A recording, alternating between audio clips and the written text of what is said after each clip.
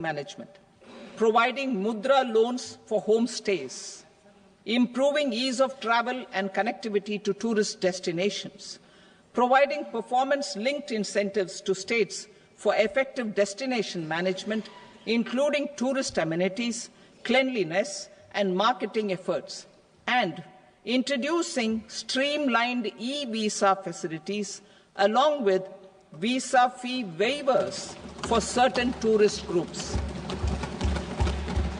Continuing with the emphasis on places of spiritual and religious significance, in the July budget, there will be a special focus on destinations related to the life and times of Lord Buddha.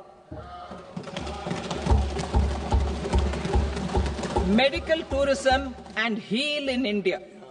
Medical tourism and heal in India will be promoted in partnership with the private sector, along with capacity building and easier visa norms. Investing in innovation. To implement private sector-driven research, development and innovation initiatives announced in the July budget, I am now allocating 20,000 crore rupees for this purpose. A deep tech fund of funds will also be explored to catalyze the next generation startups as a part of this initiative. In the next 5 years, under the PM Research Fellowship Scheme, we will provide 10,000 fellowships for technological research in IITs and IISc with enhanced financial support. The second gene bank with 10 lakh germplasm lines will be set up for future food and nutritional security. This will provide conservation support to both public and private sectors for genetic resources. We will start a national geospatial mission to develop foundational geospatial infrastructure and data. Using PM Gati Shakti, this mission will facilitate modernization of land records, urban planning, and design of infrastructure projects. A Gyan Bharatam mission for survey, documentation, and conservation of our manuscript heritage with academic institutions, museums, libraries, and private collectors will be undertaken to cover more than 1 crore manuscripts. We will set up a national digital repository of Indian knowledge systems for knowledge sharing. Now I move to exports as the fourth engine. We will set up an export promotion mission with sectoral and ministerial targets driven jointly by the Ministries of Commerce, MSME, and Finance.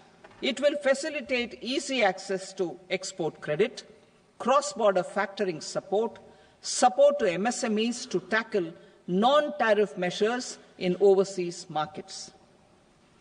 A digital public infrastructure, Bharat Trade Net, for international trade will be set up as a unified platform for trade documentation and financing solutions.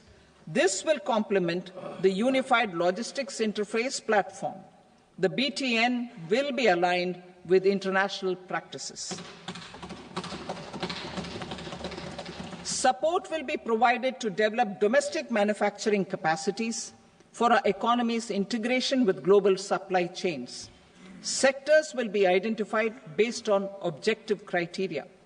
Facilitation groups with participation of senior officers and industry representatives will be formed for select products and supply chains. Through this, there are huge opportunities related to Industry 4.0, which needs high skills and talent. Our youth have both. Our government will support the domestic electronic equipment industry to leverage this opportunity for the benefit of our youth. A national framework will be formulated as guidance to states for promoting global capability centers in emerging Tier 2 cities. This will suggest measures for enhancing availability of talent and infrastructure, building bylaw reforms, and mechanisms for collaboration with industry. Our government will facilitate upgradation of infrastructure and warehousing for air cargo, including high-value perishable horticultural produce. Cargo screening and customs protocol will be streamlined and made user-friendly. Reforms as the fuel. Over the past 10 years, our government has implemented several reforms for convenience of taxpayers, such as faceless assessment, 2, taxpayer charter, 3, faster returns, 4, almost 99% returns being on self-assessment, and 5, Vivad Se Vishwas scheme.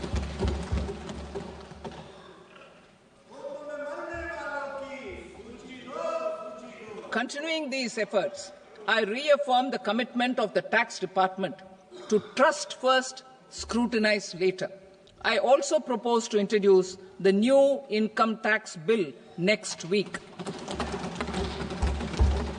I will detail the indirect tax reforms and changes in direct taxes in Part B. Financial sector reforms. The FDI limit for the insurance sector will be raised from 74 to 100%. This enhanced limit will be available for those companies which invest the entire premium in India. The current guardrails and conditionalities associated with foreign investment will be reviewed and simplified. The services of India Post Payment Bank will be deepened and expanded in rural areas. NABFID will set up a partial credit enhancement facility for corporate bonds for infrastructure. Public sector banks will develop Grameen Credit Score framework to serve the credit needs of SHG members and people in rural areas. A forum for regulatory coordination and development of pension products will be set up.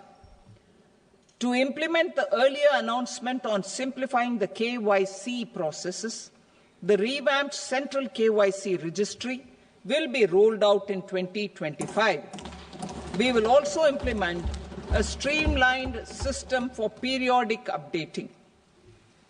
Requirements and procedures for speedy approval of company mergers will be rationalized. The scope for fast-track mergers will also be widened and the process made simpler. As proposed in the interim budget, we signed bilateral investment treaties with 2 countries in 2024 to encourage sustained foreign investment, and in the spirit of First Develop India, the current model BIT will be revamped and made more investor-friendly. In the last 10 years, in several aspects, including financial and non-financial, our government has demonstrated a steadfast commitment to ease of doing business. We are determined to ensure that our regulations must keep up with technological innovations and global policy developments. A light-touch regulatory framework based on principles and trust will unleash productivity and employment. Through this framework, we will update regulations that were made under old laws. To develop this modern, flexible, people-friendly and trust-based regulatory framework appropriate for the 21st century, I propose 4 specific measures. A high-level committee for regulatory reforms will be set up for a review of all non-financial sector regulations, certifications, licenses, and permissions. The committee will be expected to make recommendations within a year. The objective is to strengthen trust-based economic governance and take transformational measures to enhance ease of doing business, especially in matters of inspection and compliances. States will be encouraged to join in this endeavour. An investment friendliness index of states will be launched in 2025 to further the spirit of competitive, cooperative federalism. Under the Financial Stability and Development Council, a mechanism will be set up to evaluate impact of the current financial regulations and subsidiary instructions. It will also formulate a framework to enhance their responsiveness and development of the financial sector. In the Jan Vishwas Act 2023, more than 180 legal provisions were decriminalized. Our government will now bring up the Jan Vishwas Bill 2.0 to decriminalize more than 100 provisions in various laws. I now move to fiscal policy.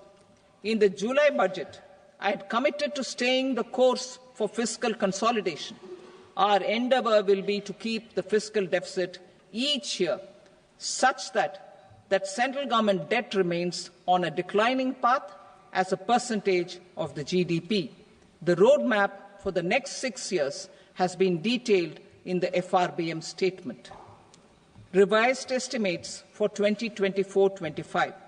The revised estimate of the total receipts other than borrowings is 31.47 lakh crore rupees, of which the net tax receipts are 25.57 lakh crore rupees. The revised estimate of the total expenditure is 47.16 lakh crore rupees, of which the capital expenditure is about 10.18 lakh crore rupees.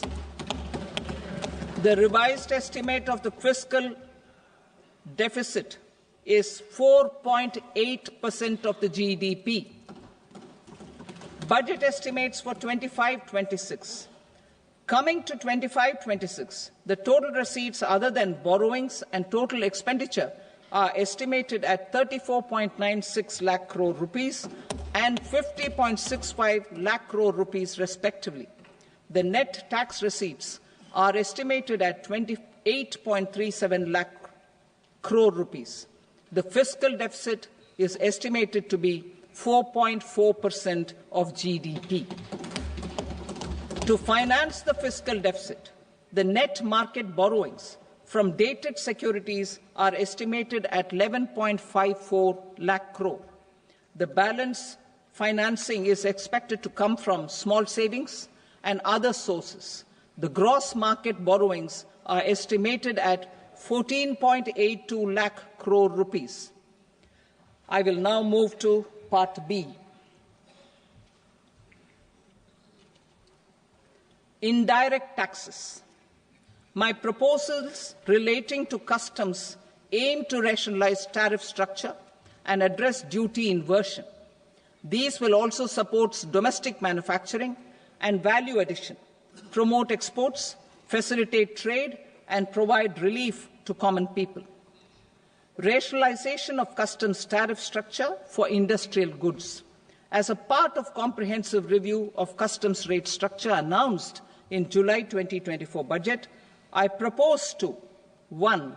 Remove 7 tariff rates. This is over and above the 7 tariff rates removed in 23-24 budget. After this, there will be only 8 remaining tariff rates, including 0 rate. 2. Apply appropriate cess to broadly maintain effective duty incidence, except on a few items where such incidence will reduce marginally. 3. Levy not more than 1 cess or surcharge. Therefore, I propose to exempt social welfare surcharge on 82 tariff lines that are subject to a cess.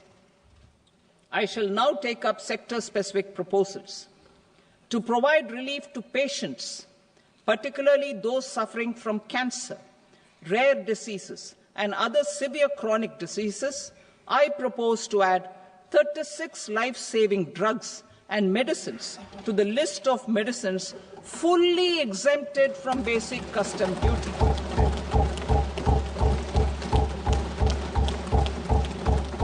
I also also propose to add 6 life-saving medicines to the list, attracting concessional custom duty of 5%. Full exemption and concessional duty will also respectively apply on the bulk drugs for manufacture of the above. Specified drugs and medicines under patient assistance programs run by the pharmaceutical companies are fully exempt from BCD, provided the medicines are supplied free of cost to the patients. I propose to add 37 more medicines along with 13 new patient assistance programs. Support to domestic manufacturing and value addition. Critical minerals. In the July 2024 budget, I had fully exempted BCD on 25 critical minerals that are not domestically available. I had also reduced BCD of 2 other such minerals to provide a major fillip to their processing, especially by MSMEs. Now, I propose to fully exempt cobalt powder and waste, the scrap of lithium-ion battery, lead, zinc, and 12 more critical minerals. This will help secure the availability for manufacturing in India and promote more jobs for our youth.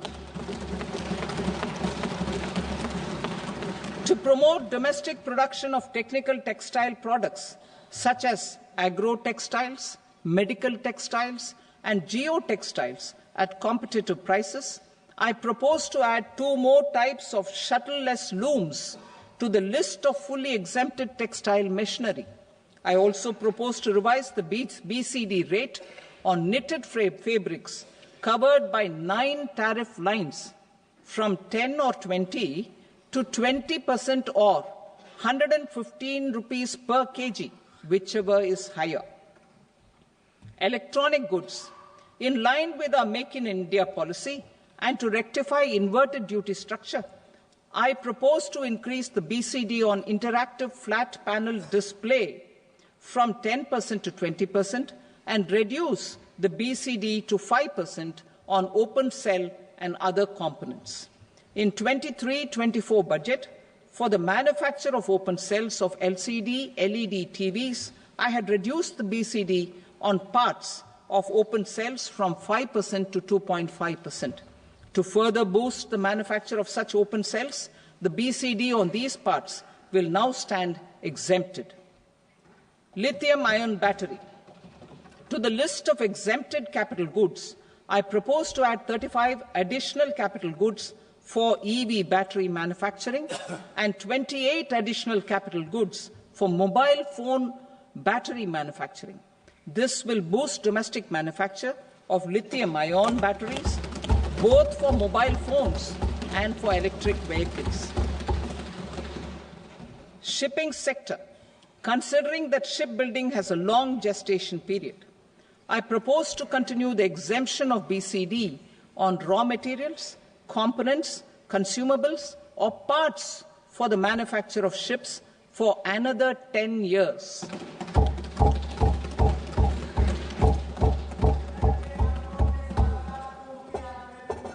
I also propose the same dispensation for shipbreaking to make it more competitive. Telecommunication. To prevent classification disputes, I propose to reduce the BCD from 20% to 10% on carrier-grade Ethernet switches to make it at par with non-carrier-grade Ethernet switches. Export promotion. To facilitate exports of handicrafts, I propose to extend the time period for export from 6 months to 1 year, further extendable by another 3 months if required. I also propose to add 9 items to the list of duty-free inputs. Leather sector. I propose to fully exempt BCD on wet blue leather to facilitate imports for domestic value addition and employment. I also propose to exempt crust leather from 20% export duty to facilitate exports by small tanners. Marine products. To enhance India's competitiveness in the global seafood market, I propose to reduce BCD from 30% to 5% on frozen fish paste, surimi, for manufacture and export of its analog products. I also propose to reduce BCD from 15% to 5% on fish hydrolysates for manufacture of fish and shrimp feed. In July 2024 budget, to promote development of domestic MROs for aircraft and ships, I had extended the time limit for export of foreign origin goods that were imported for repairs from 6 months to 1 year and further extendable by 1 year. I now propose to extend the same dispensation for railway goods. Time limit for provisional assessment. Presently, the Customs Act 1962 does not provide any time limit to finalize provisional assessments, leading to uncertainty and cost to trade. As a measure of promoting ease of doing business, I propose to fix a time limit of 2 years, extendable by a year, for finalizing the provisional assessment. I propose to introduce a new provision that will enable importers or exporters, after clearance of goods, to voluntarily declare material facts and pay duty with interest but without penalty. This will incentivize voluntary compliance. However, this will not apply in cases where department has already initiated audit or investigation proceedings. For industry to better plan their imports, I propose to extend the time limit for the end use of imported inputs in the relevant rules from 6 months to 1 year.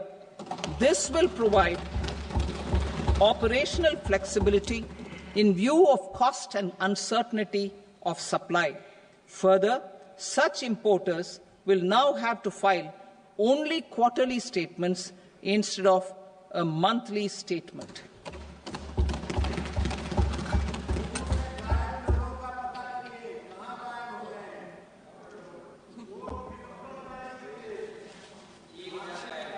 I now come to my direct tax proposals. In Part A, I have briefly underlined taxation reforms as one of key reforms to realize our vision of Vikasit Bharat. In respect of criminal law, our government had earlier ushered in Bharatiya Nyaya Sanhita, replacing Bharatiya Danda Sanhita. I am happy to inform this august House and the country that for new income tax bill will carry forward the same spirit of Nyaya in its drafting as well. The new bill will be clear and direct in text, with close to half of the present law in terms of both chapters and words. It will be simple to understand for taxpayers and tax administrators, leading to tax certainty and reduced litigation. Reforms, however, are not a destination. They are means to achieve good governance for our people and economy. Providing good governance primarily involves being responsive. The Tirukural captures this in verse 542, which reads, "Vaanokki vaazhum ulagallam, mannavan kol nokki vaazhum kudi," meaning, just as the living beings live expecting rains, citizens live expecting good governance. Our government is committed to keeping an ear to the ground and a finger on the pulse and responding while balancing our national building efforts.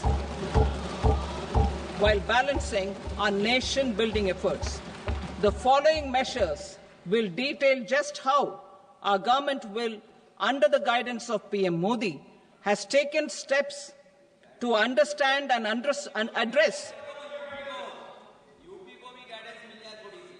I repeat that sentence, sir. The following measures will detail just how our government, under the guidance of PM Modi, has taken steps to understand and address the needs voiced by our citizens. My tax proposals are guided by this spirit. The objectives of my proposals are as follows. Personal income tax reforms with special focus on middle class. Rationalization of TDS and TCS for easing difficulties. Encouraging voluntary compliance. Reducing compliance burden. Ease of doing business, employment and investment. I will come to my proposal on personal income tax towards the end. TDS and TCS, rationalization for easing difficulties. I propose to rationalize tax deduction at source, TDS, by reducing the number of rates and thresholds above which TDS is deducted. Further, threshold amounts for tax deduction will be increased for better clarity and uniformity. The limit for tax deduction on interest for senior citizens is being doubled from the present 50,000 rupees to 1 lakh rupees. Similarly, the annual limit of 2.40 lakh rupees for TDS on rent is being increased to 6 lakh rupees. This will reduce the number of transactions liable to TDS, thus benefiting small taxpayers receiving small payments. The threshold to collect tax at source, the TCS, on remittances under RBI's liberalized remittance scheme, the LRS, is proposed to be increased from 7 lakh to 10 lakhs. I also propose to remove TCS on remittances for education purposes, where such remittances is out of a loan taken from a specified financial institution. Both TDS and TCS are being applied on any transaction related to sale of goods. To prevent such compliance difficulties, I propose to omit the TCS. I also propose that the provisions of the higher TDS deduction will now apply only in non-PAN cases. In July 2024, the delay for payment of TDS up to the due date of filing statement was decriminalized. I propose to provide the same relaxation to TCS provisions as well. The government under the leadership of Prime Minister Modi believes in Sabka Saath, Sabka Vikas, Sabka Vishwas and Sabka Prayas. In line with this, we brought in updated return facility in 2022 for voluntary compliance by taxpayers who had omitted to report their correct income. Our trust in taxpayers was proved right. Nearly 90 lakh taxpayers voluntarily updated their incomes by paying additional tax. Taking this trust further, I now propose to extend the time limit to file updated returns for any assessment year from the current limit of 2 years to 4 years. I propose to reduce the compliance burden for small charitable trusts and institutions by increasing their period of registration from 5 years to 10 years. It is also proposed that disproportionate consequences do not arise for minor defaults, such as incomplete applications filed by charitable entities. Presently, taxpayers can claim the annual value of self-occupied properties as nil only on the fulfillment of certain conditions. Considering the difficulties faced by taxpayers, it is proposed to allow the benefit of 2 such self-occupied properties without any condition. To streamline the process of transfer pricing and to provide an alternative to yearly examination, I propose to introduce a scheme for determining arm's length price of international transaction for a block period of 3 years. This will be in line with global best practices. With a view to reduce litigation and provide certainty in international taxation, the scope of safe harbor rules is being expanded. A number of senior and very senior citizens have very old national savings schemes accounts. As interest is no longer payable on such accounts, I propose to exempt withdrawals made from NSS by individuals on or after 29th August 2024. I am also proposing to allow similar treatment to NPS Vatsalya accounts as is available to normal NPS accounts subject to overall limits. In my speech in July 2024, I had promised that all processes, including giving effect to appellate orders, shall be digitalized and made paperless over the next 2 years. So I'm happy to announce that digitalization is being made operational now. In July 2024, we brought in the Vivad Se Vishwas scheme to resolve income tax disputes pending in appeal. The scheme has received a great response, with nearly 33,000 taxpayers having availed of the scheme to settle their disputes. I have a few proposals to promote investment and employment. It is proposed to provide a presumptive taxation regime for non-residents who provide services to a resident company that is establishing or operating an electronics manufacturing facility. I further propose to introduce a safe harbor for tax certainty for non-residents who store components for supply to specified electronics manufacturing units. Presently, the tonnage tax scheme is available only to sea-going ships. The benefits of existing tonnage tax scheme are proposed to be extended to inland vessels registered under the Indian Vessels Act 2021 to promote inland water transport in the country. Extension for incorporation of startups. We continue to support the Indian startup ecosystem. I propose to extend the period of incorporation by 5 years to allow the benefit available to startups which are incorporated before 1/4/2030. In order to attract and promote additional activities in the IFSC, I am inter alia proposing specific benefits to ship leasing units, insurance offices, and treasury centers of global companies which are set up in IFSC. Further, to claim benefits, the cut-off date for commencement in IFSC has also been extended by 5 years to 31/3/2030. Category 1 and Category 2 AIFs are undertaking investments in infrastructure and other such sectors. I propose to provide certainty of taxation to these entities on the gains from securities, to promote funding from sovereign wealth funds and pension funds to the infrastructure sector. I propose to extend the date of making an investment by 5 more years up to 31st March 2030.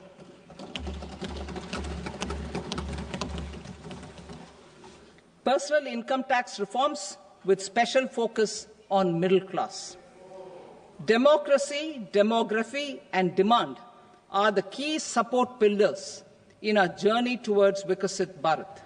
The middle class provides strength for India's growth.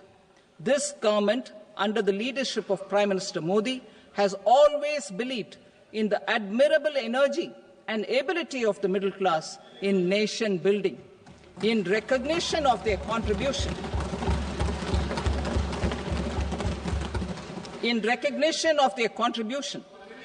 we have periodically reduced their tax burden. Right after 2014, the nil tax slab was raised to 2.5 lakhs of rupees, which was further raised to 5 lakh rupees in 2019 and to 7 lakh rupees in 2023. This is reflective of our government's trust on the middle class taxpayers. I am now happy to announce that there will be no income tax payable up to income of 12 lakh rupees.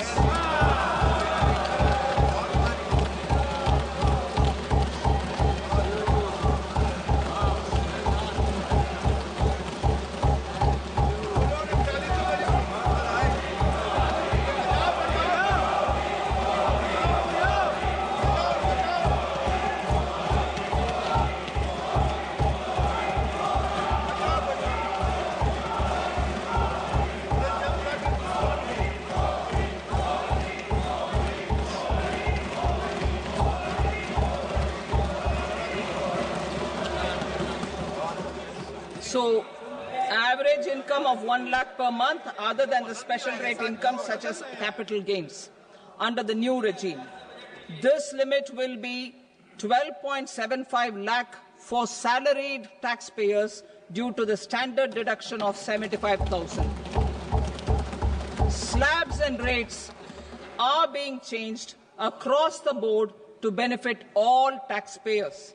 The new structure will substantially reduce the taxes of the middle class and leave more money in their hands, boosting household consumption, savings and investment.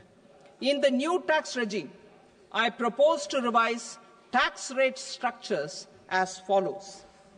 0 to 4 lakh rupees nil, 4.8 lakh rupees to 4 to 8 lakh rupees 5%, 8 to 12 lakh rupees 10%, 12 to 16 lakh rupees 15%, 16 to 20 lakh rupees 20%, 20 to 24 lakh rupees 25%, and above 24 lakh rupees 30%. To taxpayers up to 12 lakh of normal income other than special rate income such as capital gains. I read that again. To taxpayers up to 12 lakh of income other than special rate income such as capital gains, tax rebate is being provided in addition to the benefit due to slab rate reduction in such a manner that there is no tax payable by them. The total tax benefit of slab rate changes and rebate at different income levels can be illustrated with a few examples. A taxpayer in the new regime with an income of 12 lakh rupees will get a benefit of 80,000 rupees in tax, which is 100% of tax payable as per the existing rates. A person having income of 18 lakh rupees will get a benefit of 70,000 rupees in tax, that is 30% of tax payable as per existing rates. A person with an income of 25 lakh gets a benefit of 1,10,000 rupees, that is 25% of his tax payable as per existing rates. Details of my tax proposals are given in the annexure. As a result of these proposals, Honourable Speaker, sir, revenue of about 1 lakh crore in direct taxes and 2,600 crores in indirect taxes will be foregone. Mr. Speaker, sir, with this, I commend the budget to this august House.